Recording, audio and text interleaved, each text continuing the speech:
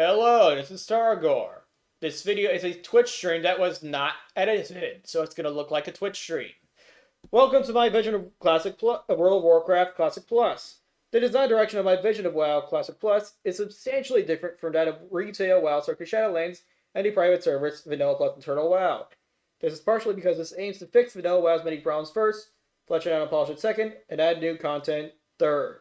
This is part of a playlist of videos. Check this video's description for a link to the playlist. The document displays my vision of World of Warcraft Classic Plus, and the document's version number is 1.5.15. All versions of the document are based upon patch 1.12.2 of WoW. If you just want to know about the general design direction of my vision of Classic Plus before you otherwise look into this, then watch the introductory video in its playlist, or view the document yourself and look at the list of major features. The link to the document is in my channel's About page. That, I do not have a team of people, however, working with me to make an actual private server out of this. This is all pure design thus far, and it ain't done yet. These display changes made to the Dire Maul North and West, which are actually the same instance, they're in the same, well, this is how it works.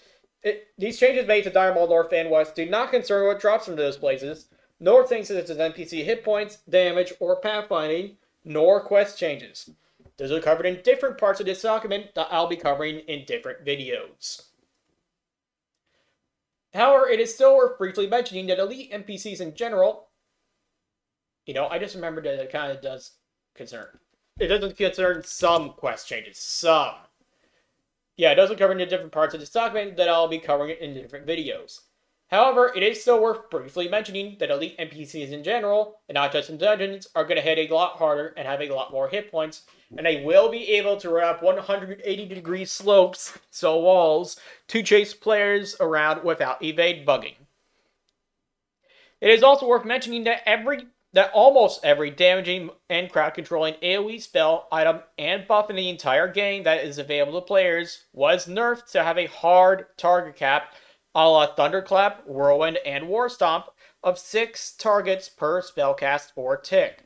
Furthermore, all elite mobs in the game were buffed so that movement speed slows have a lesser effect against them, by which I do not mean a lower duration or chance to resist to debuffs.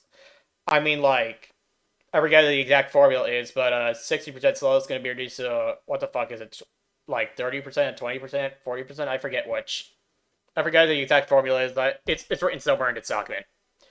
Anyway, because of these changes and other changes, you will not be able to successfully do any spell cleaving or melee cleaving, and unless you sorely outlevel the dungeon, you won't be able to AoE farm it either. You should expect to have to actually use Mark the Dungeon, and for the tank to actually use a shield at the end of Druid. I don't think people actually... Yeah. Anyway, yeah, no one's gonna outlevel this place. So, now then, on to the actual changes made to Dire Maul North and West. Dire Maul North and West will be turned into level 58 to 60 10-man raids. Elder starters will know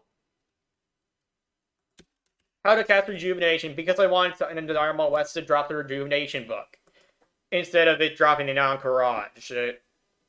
More on that later. More on that in a different video. The Chandra faction will be more fleshed out. I don't think this actually goes in Dire Maul North / changes, but I'll leave it here for now. The Chandra faction will be more fleshed out as originally intended by Blizzard Entertainment, and have reputation rewards of some sort, probably like the Hydraxian Waterlords, and it'll be the Blackwing Lair faction, in the way that Hydraxian Waterlords are the Molten Core faction. One of their quests are a one-time quest with a repeatable version that lets you give them Elementium Ore, which will be BOP, for reputation. Turning in Dire Maul books and Librans will only get you up to friendly of them. If you want to get exalted, you gotta give them Elementium Ore. It places actual value upon Elementium Ore after the server's natural lifespan has passed. It helps to keep itself valuable. Upon King Gordok's death, if Shorach the Observer is still alive, all players, meaning do not count as extra players, that got hurt or debuffed by King Gordok or Shorach the Observer, healed someone that hurt King Gordok or Shorach the Observer, or buffed, that is casted during the fight, or cleansed, casted during the fight, someone that fought King Gordok or Shorach the Observer, or was hurt by King Gordok or Trilogy Observer will be granted the King buff by Trilogy Observer if they're in the instance at the time of King Gordok's death. If you're released and you're not back yet, it's not counted as being inside. Which will last, and the King buff will last until they leave the instance. The King buff will never be granted in any other way and under all circumstances. Under any other circumstances. The Tribute chest will grant the same amount of loot with 10 players as it does in Classic Not Plus, that is Vanilla Classic. Note that the greens in the chests were upgraded into blues. Gonna be upgraded into blues. But it'll grant less loot with less players. The amount of players is determined by how many people have the King buff when it is open. Soloing a tribute run will only people in the instance. Hold on. Gotta drink water. Yeah, it's determined by how many people that are actually in the instance have the King buff when it's open. Soloing a tribute what? Soloing a tribute run will only award one blue item to the player with no chance of obtaining the epic bow. See section 3 items about the epic bow. That'll be a different video. When you talk to Not Thimblejack with the Gordok Shackle Key while you are on the quest, free Not, you'll receive a dialogue option to free him instead of a turn-in option. Upon doing that dialogue option, 3 Gordok Warlocks and their Doomguard minions will spawn far away from him and converge from different places to Not Thimblejack with 3,000 threat upon him, aggroing any ogres that they run into along the way, which they shouldn't if he cleared a room beforehand.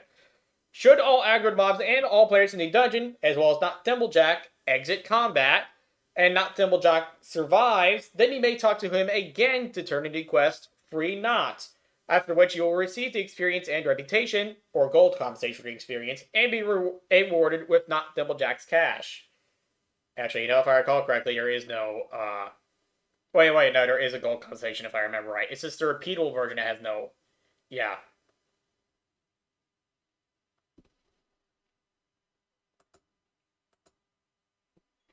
This also applies to the repeatable. Actually, now if I recall correctly, it is no repeatable version. I forgot. Yeah, this will prevent people from soloing the quest, at least if not taking an extremely long time to do it. That makes it not really feasible unless you're after a specific loot and can't find a group for it. And that's if you're even going to be able to do it. Gordok spirits will not be able to be attacked. As such, you will not be able to use them to train your weapon skills. You know the spirits that are around the room that King Gordok is in? Those guys. Lord Helduros, Veil of Death, formerly named Veil of Shadow, will be replaced with Math Cursed Tongues. He is not a necromancer. He is a dreadlord. He has spell magic, not death magic. Yeah, those are the changes I'm making so far to Direwall North and West. Thanks for watching.